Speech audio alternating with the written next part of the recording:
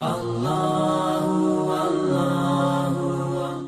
ورحمۃ اللہ وبرکاتہ۔ جیسا کہ آپ کو معلوم ہوگا کہ گزشتہ دن پہلے ایک سیالکوٹ کے اندر انتہائی افسوس واقعہ پیش آیا۔ میں اس کی پرزور مذمت بھی کرتا ہوں، اور پہلی بات تو یہ ہے کہ اس شخص کا گستاخی ہونا ثابت ہوا یا نہیں ہوا یہ تو الگ بات ہے۔ پہلی بات تو یہ ہے کہ جلانے کا اختیار کس نے دیا؟ جلانے کا اختیار سے تو خود سرکار دو عالم صلی اللہ علیہ وسلم نے فرمایا، بالفرض اگر وہ گستاخ رسول اس کا ہونا ثابت بھی ہو گیا تھا تو حاکم میں جو وقت ہوتے ہیں اس کی ذمہ داری ہوتی ہے کہ وہ اسے سزا دے، اور کچھ قانونی تقاضے ہوتے ہیں، قانونی کچھ ایک سسٹم ہے اور اس کو رکھا جاتا ہے پہلے۔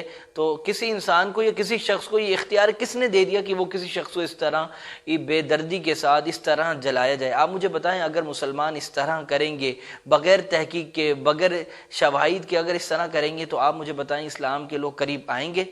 آپ مجھے بتائیں، ایسا ہو سکتا ہے کہ آپ اس طرح غیر مسلم کے ساتھ، سری لنکن مجھے پتہ لگا ہے وہ کوئی شخص تھا، اس کے ساتھ ایسا بیہیویئر رکھا گیا، اس طرح بے دردی کے تحت اسے جلایا گیا؟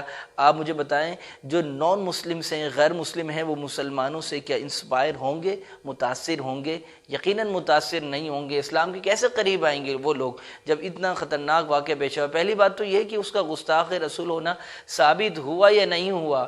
اور مجھے ایک بات یہ پتہ لگی کہ وہ ایک کمپنی کا مینیجر تھا، اور ایک وزٹ پر ٹیم آنی تھی جس پر اس نے کہا کہ مشینوں پر کچھ اللہ کا نام ہے یا سرکار دو عالم صلی اللہ علیہ وسلم کا اسم مبارک لکھا ہوا ہے، تو اس نے خود کہا، یہ خبر جو مجھے ملی، اس نے کہا کہ اسے صاف کر دیا جائے۔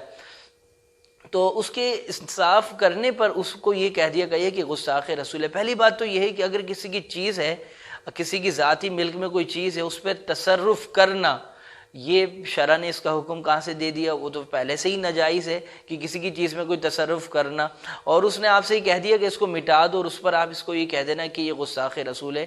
ایسا نہیں، یقیناً یہ علم دوری کا سبب ہے، اور جلانے والا جو معاملہ یہ سرکار دو عالم صلی اللہ علیہ وسلم نے خود اس سے منع فرمایا۔ حدیث پاک بخاری شریف کی 3016 میں آپ کو پڑھ کر بھی سنا دیتا ہوں۔ حدثنا قتید بن سعید حدثنا اللیث عن بکیر عن سلیمان بن یسار عن ابی ہریرہ رضی اللہ تعالی عنہ انہ قال بعثنا رسول اللہ صلی اللہ علیہ وسلم فی بعث فقال ان وجدتم فلانا وفلانا فاحرقوهما بالنار ثم قال رسول اللہ صلی اللہ علیہ وسلم حین اردنا الخروج انی امرتکم ان تحرقوا فلانا وفلانا وان النار لا يعذب بها الا اللہ فإن وجدتموهما فاقتلوهما۔ اس کا ترجمہ کچھ حدیث پاک کا جو بنتا ہے وہ یوں بنتا ہے کہ ہمیں بیان کیا قتید بن سعید نے، اور ہمیں بیان کیا لیث نے، وہ روایت کرتے ہیں اب بکیر ان سلیمان بن یسار سے، اور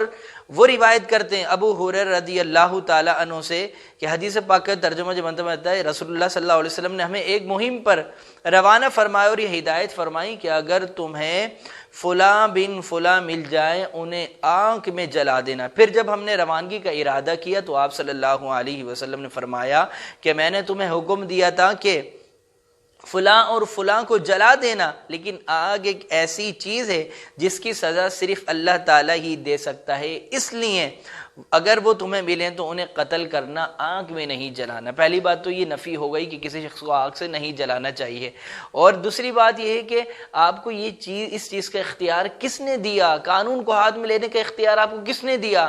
آپ پہلے قانونی کارروائیاں کرتے، اور گستاخ رسول تھا تو اس کو واضح کرتے، آپ گواہ لاتے اور یہ سامنے لاتے کہ یہ معاملہ ہوا ہے، لیکن قانون کو اپنے ہاتھ میں اس طرح لینا، اور گستاخ رسول کا ثابت ہوا بھی نہیں یا ہوا یہ بات بھی الگ ہے کہ اس کا، لیکن اس طرح ہمیں نہیں کرنا چاہیے۔ ہمیں نان مسلمز کو، غیر مسلم کو اسلام کے قریب لانے تو ہمیں اپنا کردار اور اپنا اخلاق، بہت اچھا ہوا کہ سرکار دو عالم صلی اللہ علیہ وسلم کے اخلاق اور کردار کو دیکھ کر تو لوگ آپ کے قریب آیا کرتے تھے۔ اپنا کردار اور اخلاق اتنا اچھا کر لیں۔